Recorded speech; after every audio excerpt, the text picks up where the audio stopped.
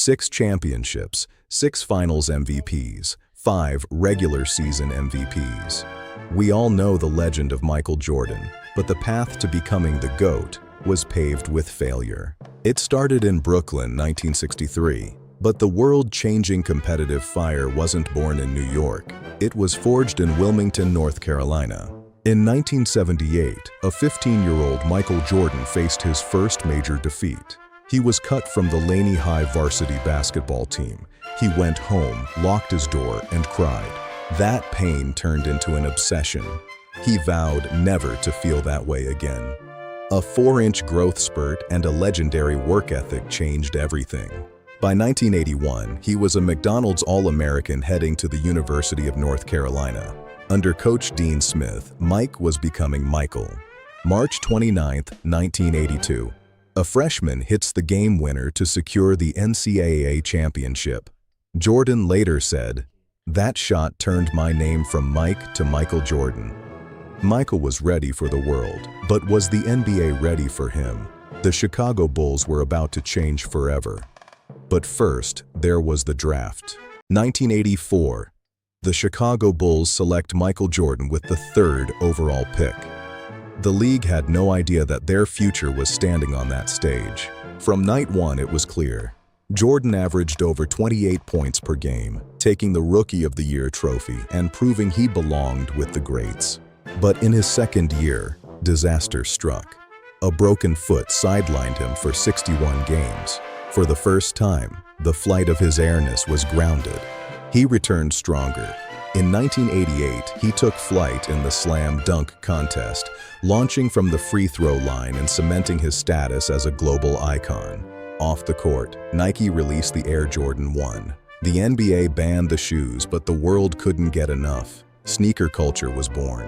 But one wall remained, the Detroit Pistons. Their Jordan rules were designed to physically break him. 3 years of heartbreak. But Michael was building something new. The physical pain was fuel. The 90s were coming, and Michael Jordan was about to reach a level the world had never seen. Next, the first ring. 1991. The wall finally crumbled.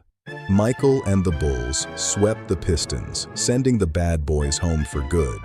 The path to the throne was clear. Against Magic Johnson and the Lakers, Michael secured his first ring. The tears in the locker room told the story of 7 years of struggle and sacrifice. In 1992, he took over the world. The Dream Team dominated Barcelona, and Michael Jordan became the undisputed face of global sports. Back-to-back wasn't enough.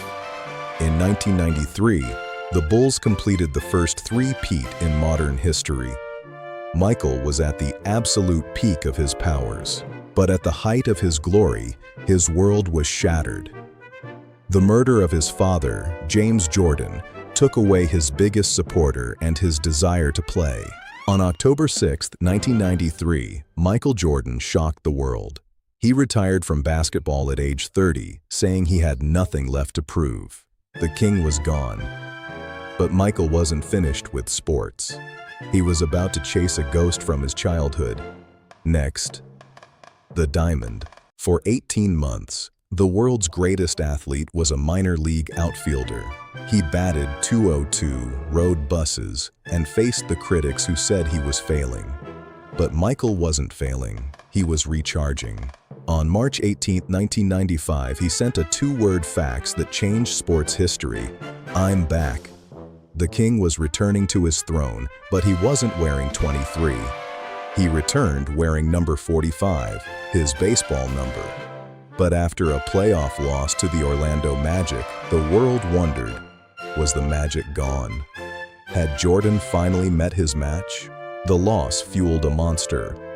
In the 1995-96 season, Jordan led the Bulls to an unprecedented 72-10 record. They weren't just winning, they were destroying the league. On Father's Day 1996, he won his 4th title. He collapsed in tears on the locker room floor, overwhelmed by the memory of the father who wasn't there to see it. The second dynasty had begun, but the hardest battles were still to come. Physical illness and legendary rivalries were waiting. Next, the flu game. June 11, 1997. Michael was dying, poisoned, dehydrated, and barely able to stand. But the flu game became his ultimate masterpiece. 38 points later, the Jazz were broken. Title number 5 was secured. The Bulls were a dynasty, but behind the scenes, the cracks were starting to show. Management wanted change. Michael wanted more. The 1997-98 season was billed as the last dance. The team was aging, the pressure was immense, and everyone knew this was the end of an era. One final run for glory. Game 6 in Utah. Scottie Pippen was injured. The Bulls were trailing. Michael had to do it all himself. He stole the ball, brought it down court, and the world held its breath. 6 seconds left. A crossover, a push-off, and the jumper that defined a career. Nothing but net. 6 championships. A perfect ending to a perfect story. In January 1999, Michael Jordan retired again. He left as the king of the world, with 6 rings and 0 losses in the finals. The GOAT debate was over. The jersey was in the rafters, the shoes were in museums, but the fire wouldn't stay out. A new city and a final chapter were waiting. Next, the Wizards' years. The Bulls era was over, but Michael couldn't stay away from the game. In 2000, he became part owner and president of the Washington Wizards. But watching from the sidelines wasn't enough. In September 2001, the fire ignited once more. Michael Jordan announced his second comeback. He wasn't playing for rings anymore. He was playing for the pure love of the game. Even at 38, he was elite. He averaged over 20 points per game, schooled players half his age, and proved that greatness doesn't have an expiration date. In 2003, he became the first 40-year-old to score 40 points in a game. The body was slower, the knees were hurting, but the mind was still the greatest the world had ever seen.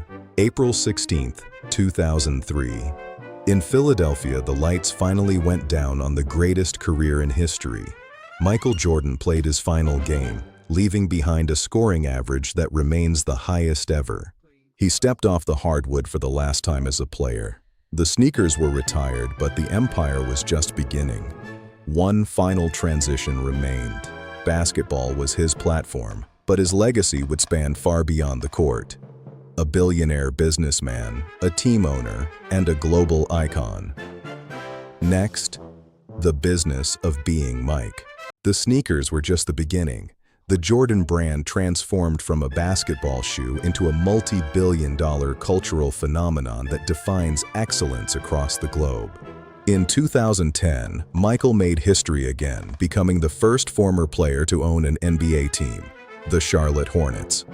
He was no longer just part of the league, he was running it. By 2015, his competitive drive had made him a billionaire. From the basketball court to the boardroom, Michael Jordan never stopped winning. He set the blueprint for every athlete who followed.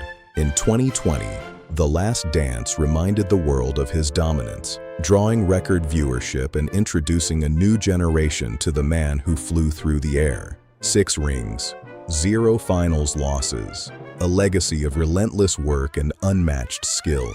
Many have tried to claim the throne, but there is only one Michael Jordan. He changed the game, he changed the culture, and he changed the world. Michael Jeffrey Jordan, forever the greatest of all time.